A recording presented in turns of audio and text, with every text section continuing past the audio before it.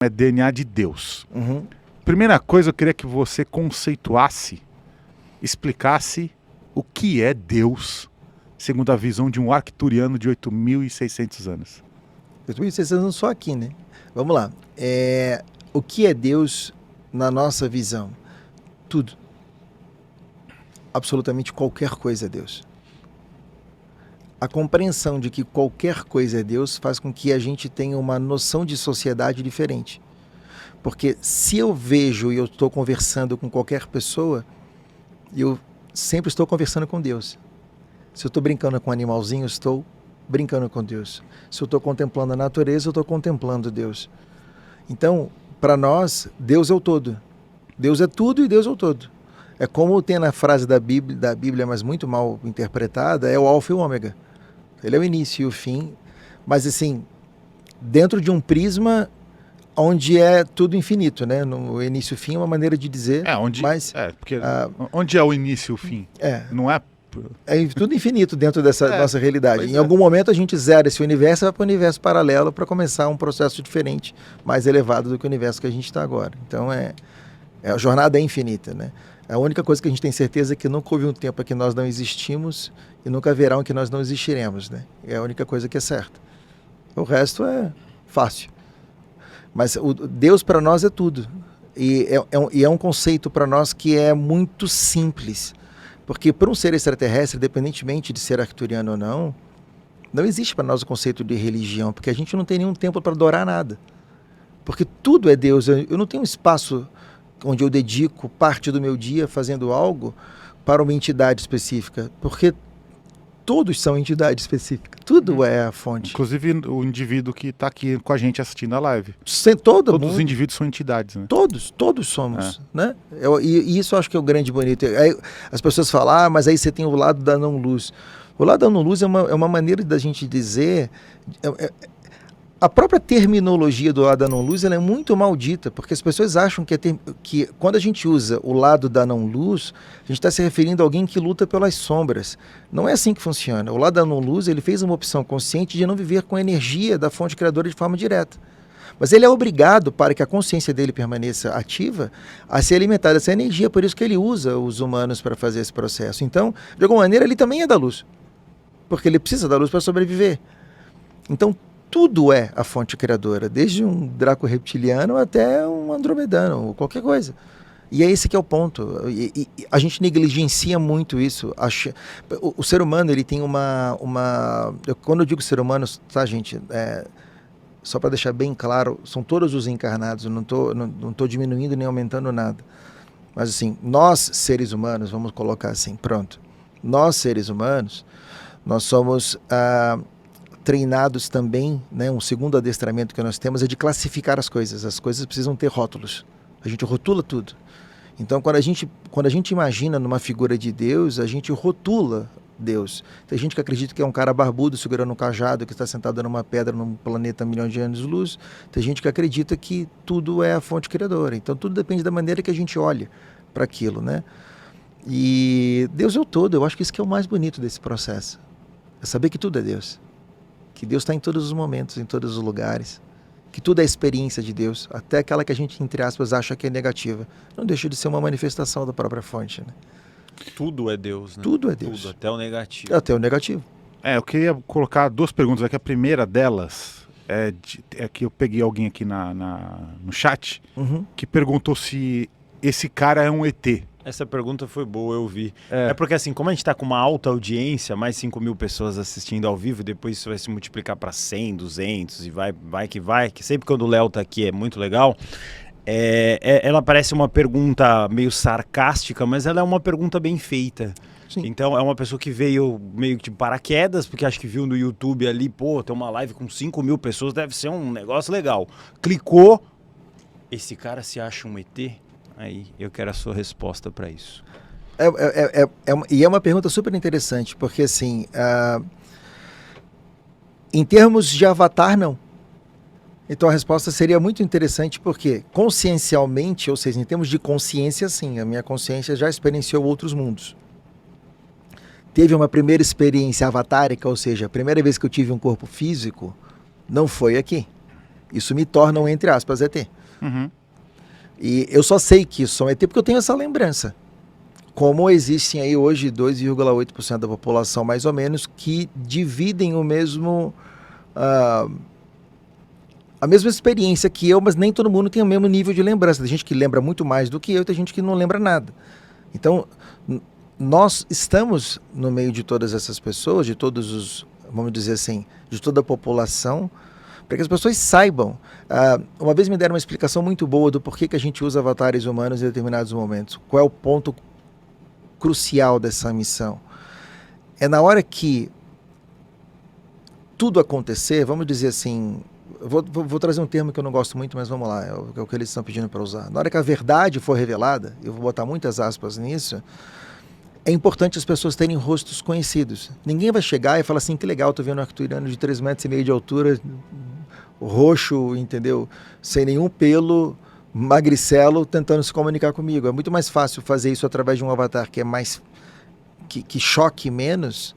e que a coisa vai se acostumando e depois isso acontece de uma forma geral, do que chegar impactando. Não é o processo não é sobre o impacto, o processo é sobre fazer a transição, né? É uma transição, não é uma ruptura. É um processo, é uma transição.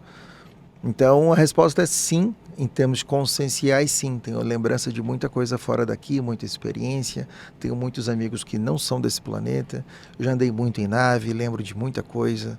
Lembro de muito tempo, lembro de 8.600 anos nesse planeta, lembro de coisas de alguns milhões de anos em vários outros planetas, mas sempre com o avatar arcturiano. Essa é a primeira vez que eu, vamos dizer assim, entre aspas, encarno, eu não gosto dessa expressão, mas talvez a mais fácil das pessoas entenderem, em avatares humanos. Então, avatares tridimensionais, essa é a primeira vez. É claro que nós, arcturianos, para que nós estivéssemos entre a 5ª e a 9ª dimensão, nós já experimentamos a 3ª dimensão, mas foi milhões de anos atrás. Então, assim, todos os seres multidimensionais, todos já passaram pelo processo de dimensões mais baixas. A diferença é que isso para nós aconteceu há milhões, às vezes bilhões de anos atrás.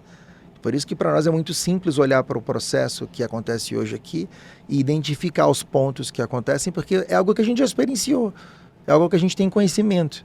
Claro que um jogo como está acontecendo agora nunca aconteceu, né? Esse foi o mais bruto de todo o universo, por isso que ele está acabando.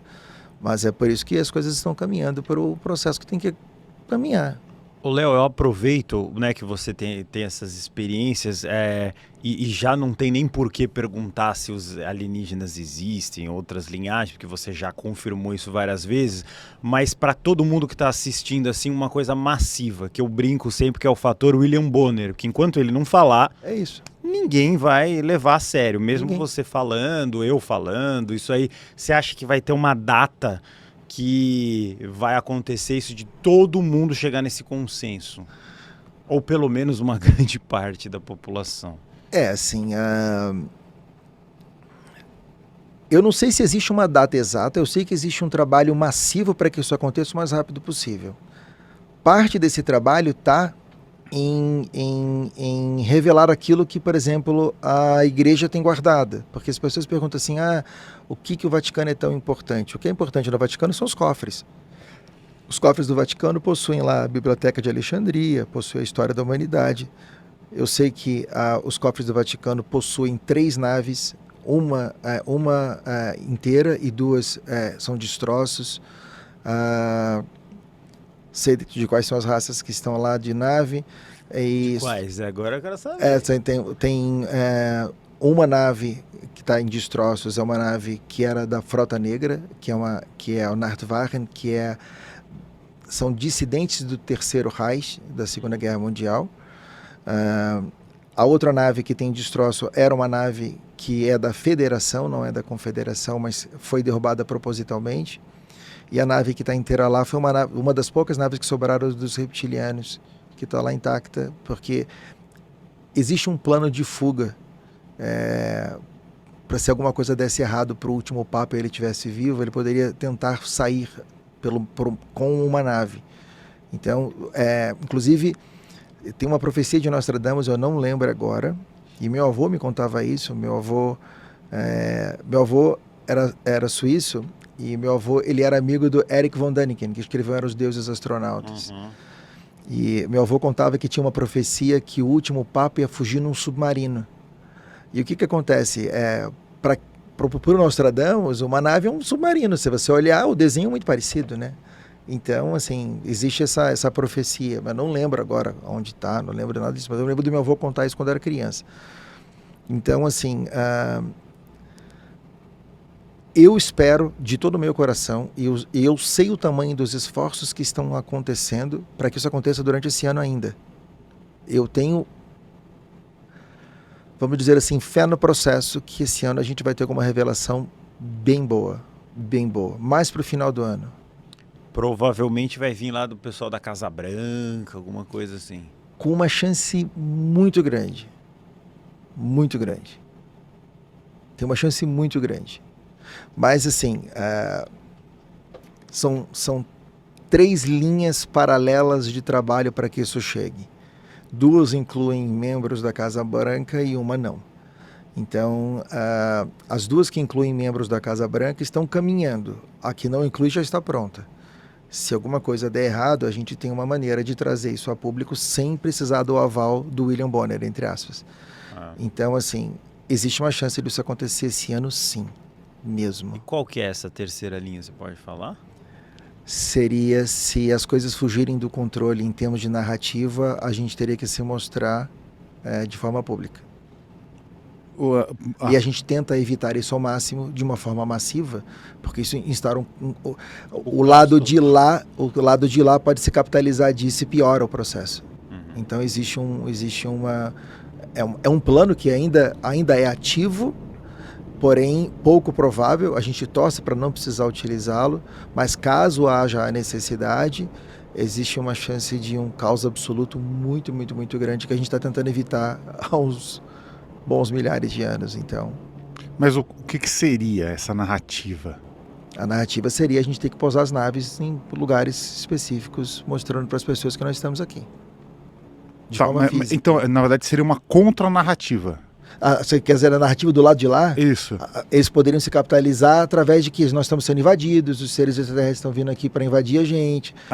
Criar um inimigo comum da humanidade. Aonde unam a força de todos os países contra um inimigo comum, que é o que a gente viu em todos os filmes da Marvel até hoje. Eles estão criando incutindo em nós essa memória que em algum momento, se, por exemplo, a gente está ali parado e uma nave gigante aparece no meio daqui de São Paulo, sobrevoando São Paulo, uma nave que cubra a cidade de São Paulo. A única coisa que as pessoas vão pensar, estamos sendo invadidos. Sim.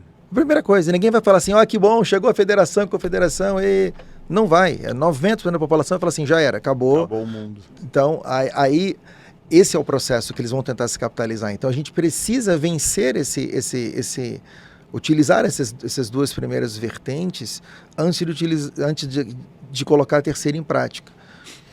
Essa terceira seria tipo na Times Square, uma coisa assim muito Central bombástica, Park, Torre Eiffel, geral, para todo mundo ver e não há dúvida. Porque hoje todo mundo tem um telefone que tem câmera. Então, assim, qualquer coisa que seja de grande porte viraliza em milésimos de segundo. A ideia é fazer isso acontecer. Mas olha só, eu pesquisei aqui, eu tinha uma memória vaga sobre isso, mas ela não estava errada. Porque a minha mente ela funciona de uma forma absoluta, porque eu sou neurodivergente. Então o que acontece? Pelo que eu lembrava, teve um discurso do presidente Donald Reagan, em que ele fala, eu lembro bem desse discurso, ele disse o seguinte, ele falou num palanque lá na Casa Branca, ele falou o seguinte... 83 ou 84, eu acho. Estava na Guerra Fria, né? Rússia e Estados Unidos. Ele falou o seguinte, a Rússia e os Estados Unidos, ou seja, a Rússia e a União Soviética, só irão se unir para o fim da Guerra Fria no caso de uma invasão alienígena. Ele diz, no momento que tivermos um inimigo em comum, uniremos as nossas forças contra esse inimigo. E aí, eu estou até lendo aqui, agora, até puxei, e parece que, inclusive, tinha um acordo feito mesmo, assinado em papéis, entre o presidente Reagan e o Gorbachev, na época, né? Em que ambos estavam comprometidos a se unirem, se alinharem no caso de uma invasão alienígena. Sim. Então tem até um artigo sobre isso aqui.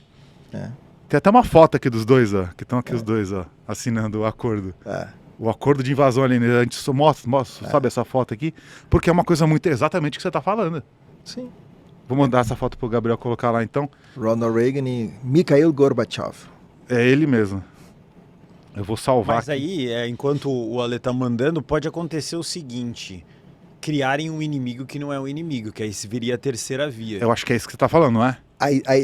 Eles têm um projeto que chama-se Projeto Bluebeam, que Sim. as pessoas achavam que não funcionava, e ele está ativo até hoje, que parte todo aquele lance de drone que a gente viu, começou para a gente ver, era mais um teste deles também.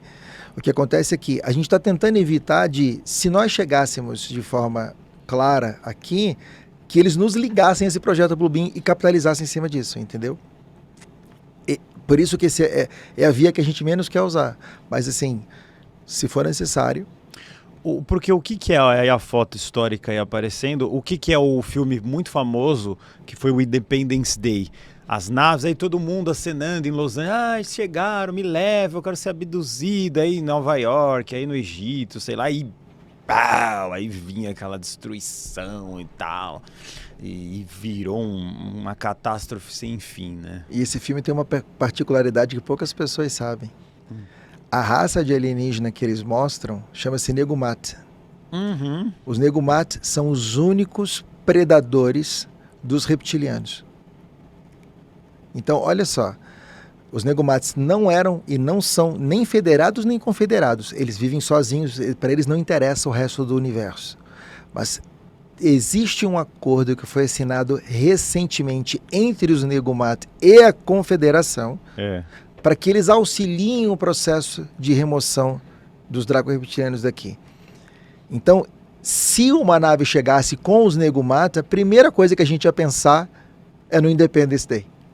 Porque eles são bélicos mesmo, né? Sim, e são seres com aquele visual que é uma mistura de predador com alien, né? O alienígena. Como é que repete o nome que eu vou pedir pro Gabriel procurar uma foto, se existir. Negumat.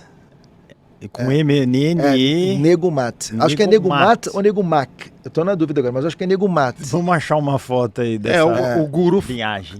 Costumava chamar por Negumac. Negumac. E eles são os únicos que são... Que os draco-reptilianos verdadeiramente têm medo. Então, você vê como é que não existem coincidências. Aí você vê um cara desse chegando, saindo da nave, você vai fazer o quê? Esse é o cara que invadiu os Estados Unidos lá, entendeu? Então, o processo... Cara, eles não dão um ponto sem nó. Então, a gente está tentando evitar isso. A gente tenta fazer com que isso não aconteça, né? Aí, se acontecer